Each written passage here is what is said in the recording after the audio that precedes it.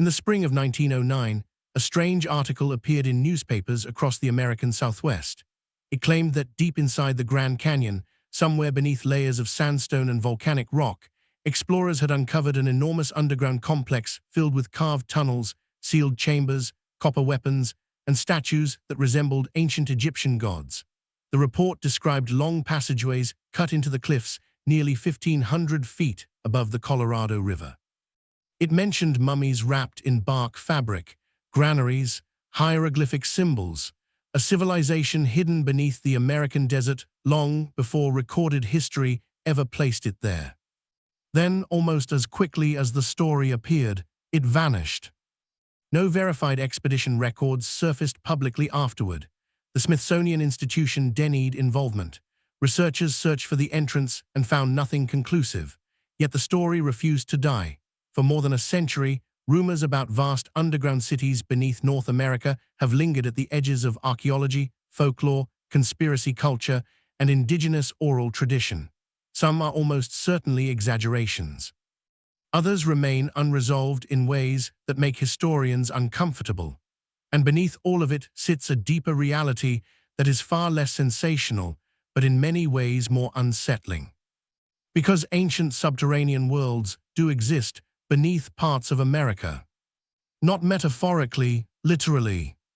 Across the deserts of the Southwest, inside the Appalachian Mountains, beneath Midwestern river valleys, and under the volcanic rock of the Pacific coast, archaeologists have uncovered networks of chambers, ceremonial tunnels, buried cities, defensive shelters, and engineered underground structures built centuries before European arrival. Some were constructed for survival, some for ritual, some for protection against climate, invasion, or collapse.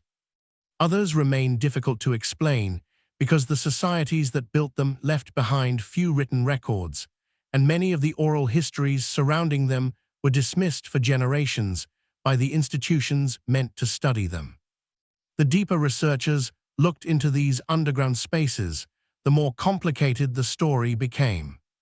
Not because of aliens or lost supercivilizations, but because North American history itself turned out to be far older, more interconnected, and more technologically sophisticated than earlier generations were willing to admit.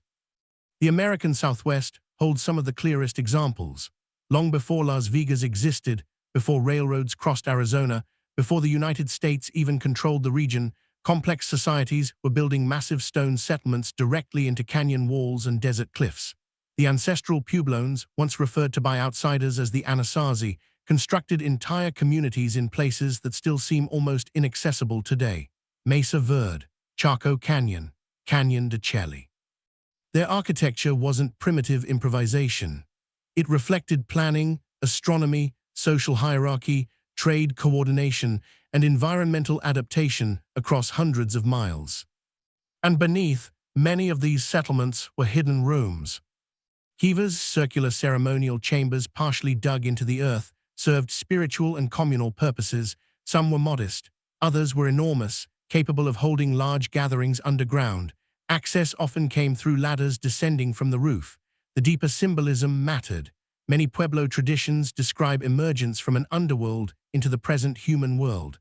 Subterranean space was not simply shelter, it was cosmology made physical. That distinction matters because early American archaeologists often misunderstood what they were seeing. 19th-century researchers approached indigenous societies with assumptions already shaped by European colonial attitudes. If a structure seemed too sophisticated, too large, or too mathematically aligned with astronomy, many scholars searched for outside explanations rather than crediting native civilizations themselves. The result was decades of distorted interpretation. In some cases, outright fabrication filled the gaps. The famous Grand Canyon story emerged during exactly this period. Published in the Arizona Gazette in April 1909, the article described an explorer named G.E. Kincaid discovering a hidden underground complex with assistance from the Smithsonian. According to the report, the tunnels contained Egyptian-style artifacts and evidence of a lost migration route into North America. No physical evidence was ever verified. Historians today largely regard the article as either a hoax, an exaggerated rumor, or a sensational newspaper invention, created during an era when frontier journalism often blurred the line between reporting and myth-making. Yet parts of the story endured because it attached itself to something real already present in the American imagination, the belief that enormous forgotten spaces still existed beneath the continent. And in fairness, many did. Throughout the 19th and 20th centuries, miners, railroad crews, cave explorers, and indigenous communities continued uncovering underground structures that mainstream Americans knew almost nothing about. In Kentucky and Tennessee, cave systems stretched for hundreds of miles beneath farmland and forests. In Missouri, entire hidden chambers contained evidence of prehistoric occupation. In the Southwest, volcanic tubes and canyon shelters preserved artifacts for centuries in dry desert air. Some locations revealed evidence of trade routes extending astonishing distances across the continent. The scale of those trade networks surprised researchers. Seashells from the Gulf Coast appeared deep inland, copper from the Great Lakes traveled south, macaw feathers from Mesoamerica appeared in Chaco Canyon. These societies were not isolated tribes wandering disconnected wilderness. They were part of dynamic systems of exchange operating long before European colonization reshaped the continent.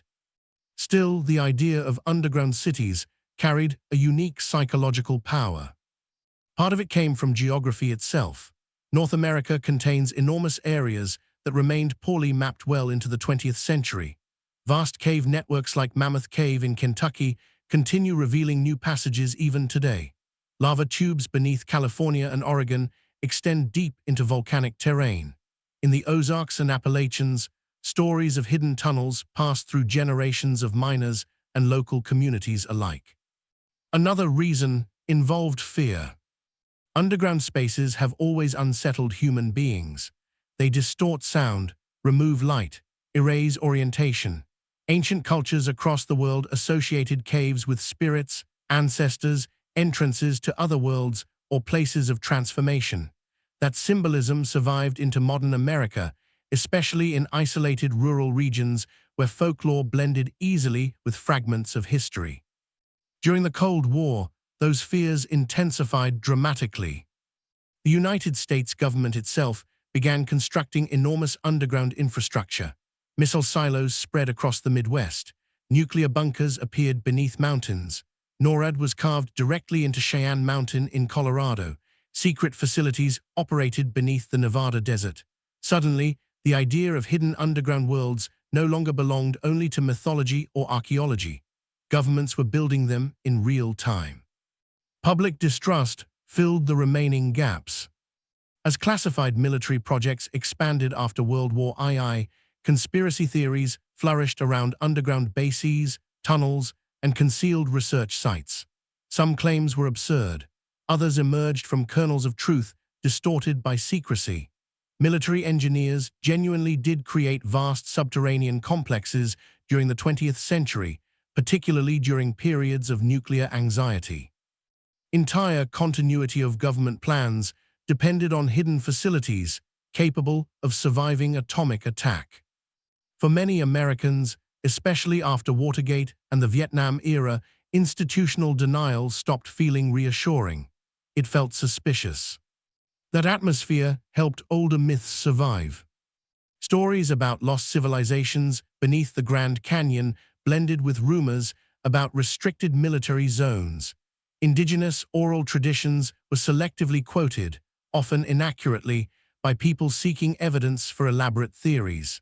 Archaeology became tangled with entertainment culture.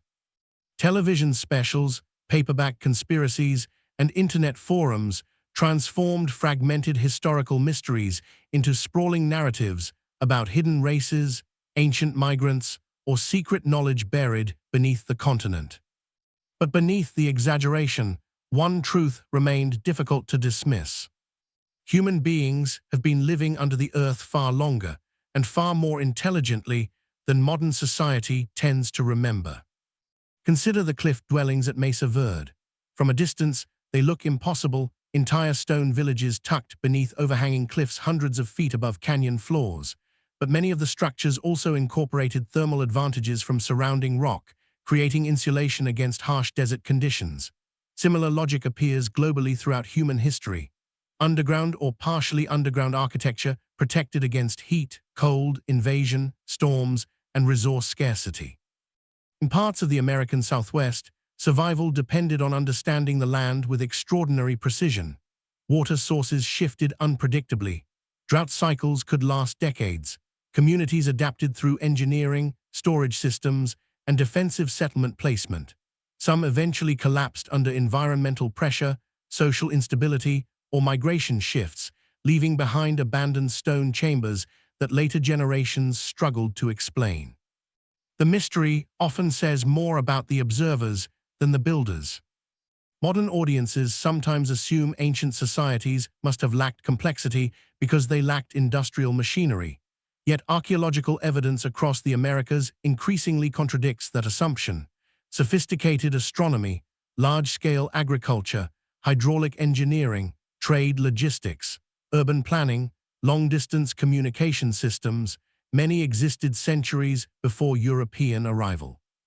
The underground elements simply received less attention because they remained harder to access, harder to preserve, and harder to interpret. Even now, major discoveries continue emerging from beneath the surface. In recent decades, technologies like ground-penetrating radar and LiDAR scanning have transformed archaeology. Structures once invisible beneath forests or sediment suddenly appear in remarkable detail. Hidden foundations, buried roads, ceremonial earthworks, entire settlement patterns previously missed by conventional excavation. Each discovery complicates older historical narratives. The ancient world beneath America was not empty wilderness waiting for civilization to arrive. It was already layered with memory, trade, conflict, spirituality, engineering, and adaptation. Much of it simply disappeared from visible view after disease, colonization, forced migration, and cultural destruction reshaped the continent. Some underground spaces were abandoned intentionally, others collapsed. Some were concealed deliberately to protect sacred knowledge or resources. Many oral histories survived only through communities whose testimonies colonial institutions routinely ignored. That silence created fertile ground for myth. And myths tend to grow strongest where official history feels incomplete. Today, tourists standing along the south rim of the Grand Canyon still ask park rangers about hidden Egyptian caves. Most leave disappointed by the lack of evidence. But the persistence of the question reveals something deeper than simple conspiracy culture. People sense that enormous portions of ancient American history remain unresolved, not necessarily supernatural, not impossible, just unfinished. Because the continent itself still contains absences. There are chambers never fully excavated, sacred sites inaccessible to researchers out of respect for tribal sovereignty, cave systems extending beyond mapped regions, artifacts sitting in museum storage without clear interpretation, oral traditions that historians once dismissed but now reconsider more carefully. Even professional archaeology acknowledges how much has been lost through looting, erosion, development, and centuries of incomplete documentation. The image of a hidden underground city survives because, in fragments, it was always real. Not as a single lost metropolis buried beneath America, but as countless interconnected worlds beneath the surface. Ceremonial chambers, cave dwellings, hidden shelters, sacred tunnels, storage complexes, mining systems, military bunkers, forgotten infrastructure, and entire histories literally buried beneath modern life. The unsettling part is not that scientists cannot explain everything. It is how much disappeared before anyone seriously tried to understand it. Across the deserts of Arizona, the caves of Kentucky, the volcanic fields of New Mexico, and the canyon walls of Colorado, there are still places where human voices once echoed underground for centuries and then abruptly stopped. No dramatic ending, no final record, just silence preserved in stone. And somewhere beneath those layers of earth and time, parts of the story are probably still waiting.